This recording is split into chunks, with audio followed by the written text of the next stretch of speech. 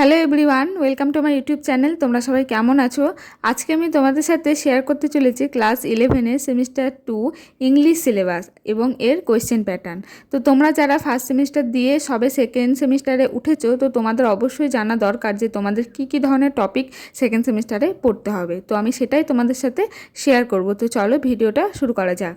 দেখো, প্রথমে আমি তোমাদেরকে পুরো সিলেবাসটা জানিয়ে দিই, তারপরে আমি কোশ্চেন প্যাটার্ন নিয়ে তোমাদের সাথে আলোচনা করব।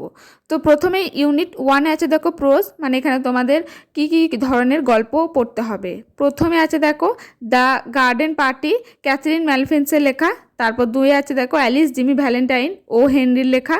তারপর আছে দেখো অফ স্টাডিজ, ফ্রান্সিস বেকনের লেখা। আর Nobel literature, Mother Teresa. Total 4টি এখানে গল্প কিন্তু তোমাদের পড়তে হবে। ইউনিট 2-তে আছে দেখো ভার্স, মানে এখানে তোমাদের কবিতা আছে। এখানে কি পড়তে হবে দেখো, 1 নম্বর আছে মাই লাস্ট ডাচেস, রবার্ট ব্রাউনিনের লেখা। আর 2 নম্বর আছে দেখো অ্যান্ড স্টিল আই রাইজ, মায়া অ্যাঞ্জেলোর লেখা। তো এখানে টোটাল এই 2টি কবিতা কিন্তু করতে হবে। তো এগুলো কিন্তু লেন্থে অনেকটাই বড়।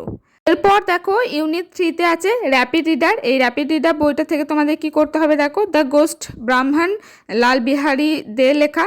তারপরে 2-এ আছে দেখো এ গোস্টলি ওয়াইফ, এটাও লাল বিহারি দে। আর 3-এ আছে দেখো the man who wise to be perfect, এটাও Lal Behari Dey. Total rapid reader থেকে এই 3টি টপিক তোমাদের করতে হচ্ছে। ইউনিট 4-এ আছে দেখো নন টেক্সচুয়াল গ্রামার। তো গ্রামারে কি করতে হবে, তো আমি এখানে দেখো লিখে দিয়েছি। Tense, voice change, phrasal verb, preposition, clause, তারপরে আছে participle, gerund, transformation of sentence, আর শেষ হচ্ছে এরর কারেকশন। তো এইগুলো কিন্তু তোমাদের গ্রামারের মধ্যে করতে হবে। কিন্তু দেখো একটা কথা তোমাদের আমি বলে রাখি, গ্রামারের কিন্তু কোনো সিলেবাস হয় না। তোমাদের আজ পর্যন্ত যা যা গ্রামার তোমরা করে থাকো সেই সবেরই ওপরই কিন্তু তোমাদের পরীক্ষা দিতে হয়। ইউনিট 5-এ আছে দেখো রাইটিং স্কিল। তো এখানে তোমাদের প্যারাগ্রাফ রাইটিং আছে, আর ফর্মাল লেটার রাইটিং, আর একটা ইভেন্ট রিপোর্ট রাইটিং। তো দেখো তোমরা যদি প্যারাগ্রাফ করো এটা টোটাল 10 মার্কস, আর নিচে যদি ফর্মাল লেটার রাইটিং বা ইভেন্ট রিপোর্ট লেখো তো এগুলো 5 করে থাকবে। তাহলে ওটা লিখলে তোমাদের প্যারাগ্রাফ লিখলে একটাই লিখতে হবে, আর বাকি যদি তোমরা লেটারের অপশান লেখো নিচে তাহলে তোমাদের কিন্তু 5+5 মানে 2টো তোমাদের কিন্তু লিখতে হবে। তাহলে এই হচ্ছে তোমাদের ইংলিশের টোটাল হচ্ছে সিলেবাস। এরপরে চলো আমি তোমাদের কোয়েশ্চেন প্যাটার্নটা তোমাদের সাথে আলোচনা করি।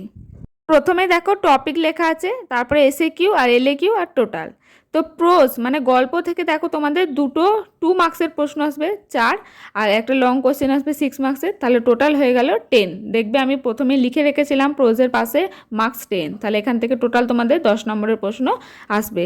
এরপরে দেখো ভার্স, এখান থেকেও তোমাদের টোটাল 10 কীরকম আসবে, 2টো এসএকিউ থাকবে আর একটা তোমাদের লং কোশ্চেন 6 মার্কসের। তাহলে এখানেও দেখো তোমাদের কিন্তু 10 হয়ে যাচ্ছে। আর র্যাপিড রিডার থেকে শুধু একটি 5 মার্কসের আসবে, আর এখান থেকে একটাই শুধু প্রশ্ন আসবে, আর এখান থেকে কোনো এসএকিউ 2 মার্কসের কিন্তু আসবে না। আর টেক্সচুয়াল গ্রামার থেকে দেখো 5 মার্কসের প্রশ্ন আসবে। এখানে দেখো তোমাদের 2+2 মানে 2 নম্বরে দিয়ে দিল, তার সঙ্গে একটা এরর বা কোনো কিছু একটা গ্রামার দিয়ে দেবে 1 নম্বরে, এরকম করে 5। তাহলে র্যাপিড রিডার আর টেক্সচুয়াল গ্রামার নিয়ে 5×5 10।